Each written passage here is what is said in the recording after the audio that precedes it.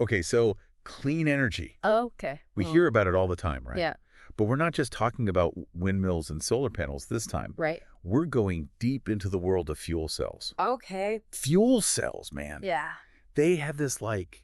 They're cool. They're so cool. Yeah. They have this potential to, like, totally change how we power, like, everything. Everything. Our houses, our cars. Yeah, I mean, that's the dream. right, the clean energy future. The holy grail, right. Yeah.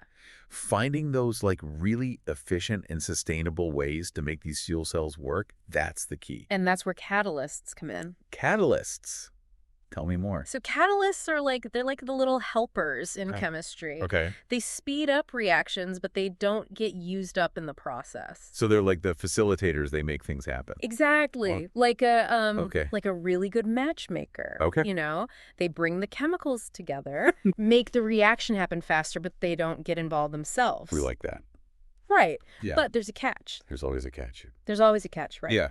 A lot of the catalysts we use today, especially in these fuel cells, they rely on some pretty pricey materials. Pricey. Okay. Yeah, and sometimes, you know, environmentally, not so friendly. Not so friendly. So it's kind of like we're trying to create this clean energy solution, but we're using a not so clean process. A little bit ironic. Yeah. Right. A little bit. We want to get to that clean energy future. Yeah. But we want to do it the right way. We're using some things that maybe aren't the best. Yeah. So what's a better way? Well, imagine a world where we could ditch those pricey metals, the environmentally unfriendly stuff, and find something cleaner, something more sustainable. Okay. That's what this research paper is all about. The potential of metal-free catalysts. Metal-free catalysts, right. Yeah. So no more of those potentially harmful materials.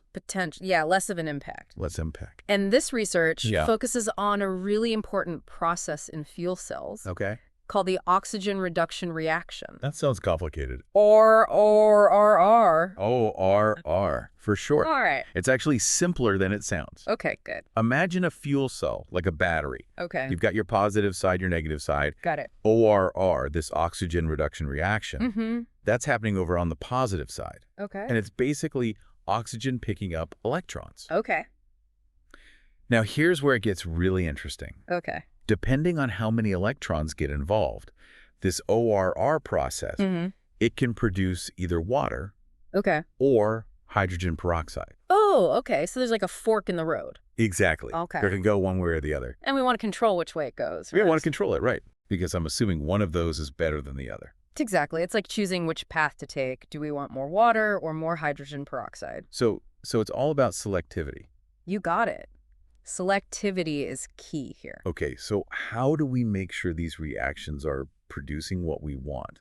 What's the secret sauce? That's where this research comes in, and it's really fascinating. They've created this metal-free catalyst. Okay. And it's made from these organic molecules. Organic molecules, so like... Think of it like the stuff found in living things. Okay. And it's called Imidazole Benzimidazole, or Imbenz for short. Imbenz, okay. Got it. Catchy, right. I'll remember that. So we're talking about using nature's building blocks to potentially power our future. That's amazing. Which is amazing, right? It is amazing. But how do we control it? Yeah, that's a big question. That's the big question. Right. How do we make sure these Imbenz catalysts produce what we want? Yeah. Well, that's where the ingenuity of these scientists really comes in. They discovered that by making tiny tweaks to the Imbenz structure, just tiny little changes, they could actually influence which product the reaction favors. So it's like they're kind of like engineering these molecules to do exactly what we want. Exactly. It's like fine-tuning a recipe. No. You know, you want to make the perfect cake. Yeah. You might tweak the ingredients a little bit, see what happens. Right. Get the ratios right. Exactly. Yeah. And that's what they're doing here, but with these catalysts. Wow. So they're like molecular chefs. Exactly. Molecular chefs trying to cook up the perfect clean energy solution. So they messed around with these little tweaks, these ingredient swaps, and like saw how it changed what came out. Exactly. Imagine this. You're trying to get this fuel cell to pump out more water, which is like the cleanest byproduct, right? Okay, so water is the goal. Got it. Right. So they found that adding this one specific component, let's call it the nitro group, to the Imbenz catalyst actually made it way better at doing exactly that, producing water. Yeah, it's like they added this magic ingredient that just boosts the water output, just like that. That's wild. So just by, like, tweaking the structure of this catalyst, they made it more selective, more efficient. You got it. They were able to fine-tune it, make it work smarter, not harder. That's amazing. Yeah. What about the other variations? Did any of those, like, give any interesting results? You bet. Interestingly enough, the most basic version of the catalyst, the one without any fancy add-ons, that one turned out to be a rock star at making hydrogen peroxide. Oh, yeah, hydrogen peroxide. Remind me what we use that for again. Think like disinfectants, cleaning agents. It's even used in some industrial processes. Okay, right. So not exactly ideal for your fuel cell, but still super useful. Right. This discovery basically opens up possibilities for a bunch of other applications. It's all about finding the right tool for the job, you know? Yeah, totally. So it's like having a bunch of different tools. We might need a hammer for one job and, like, a screwdriver for another. Yeah. This is where it gets even cooler, right? They discovered that it wasn't just about the catalyst itself, but the environment it was in. Oh, absolutely. It's like realizing that the same cake recipe can bake totally differently depending on, like, what oven you're using. Uh-huh. I like that analogy. So what's the oven in this case? So the oven here is the pH level, how acidic or basic something is. Right. And they found that changing the pH of the environment the reactions were happening in, well, that really messed with how these catalysts behave. Okay, so it's like we can adjust the oven temperature to get the perfect cake, even if we're using, like, a slightly different recipe. Yeah. And in this case, adjusting the pH level is like messing with that oven knob. You got it. And that discovery, that's huge. It gives us another way to control things. Wow. We can adjust the catalyst structure and AD. We can play around with the pH. So we have way more flexibility to fine-tune these reactions and really get what we want out of them. So we're talking like a dimmer switch for clean energy production. You got it. That's a great way to put it. That's so cool. But hold on. How'd the researchers figure all this out? We're talking about reactions happening in a molecular level. How do you even, like, see that? Well, that's where the cool stuff comes in.